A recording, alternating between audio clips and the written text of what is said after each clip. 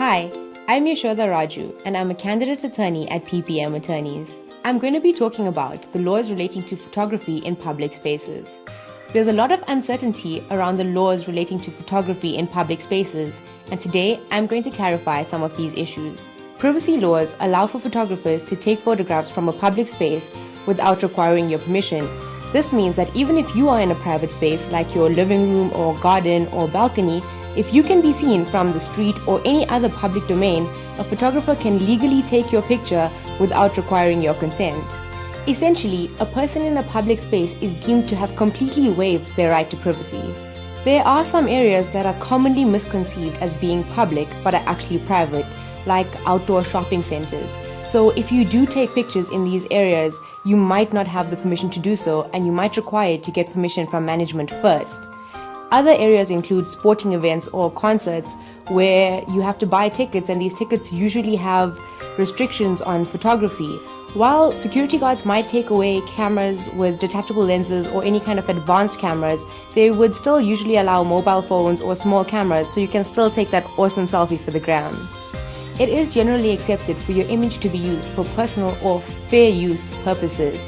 This means that your image can be used for news or works of art, information or education purposes, or for politics. So if you do plan on having a career in politics, you basically waive many of your rights to privacy because your image can be used for news or any factual or editorial purposes without you actually receiving any compensation for it. Photographs can be used for editorial or commercial purposes. Any photograph can be used for editorial or artistic purposes and can be published in a blog, on a website, in a magazine, or in a newspaper. But once a photograph is used for a commercial purpose, where the subject is seen to be endorsing or advertising a product or service, then you need a model release signed to use that image. Even if it's a public figure or celebrity in a public space, you still need their consent. Any unauthorized use of a person's name, image, likeness, or any aspect of their identity would be illegal. Photographers and members of the public both have rights that need to be respected. So, as a photographer, it's good to keep the following in mind.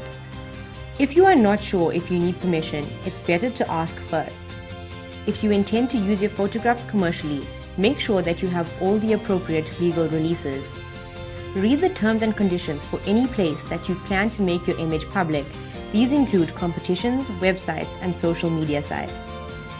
Photographs, video recordings, and video footage are considered personal information in terms of the Protection of Personal Information Act, or POPIA.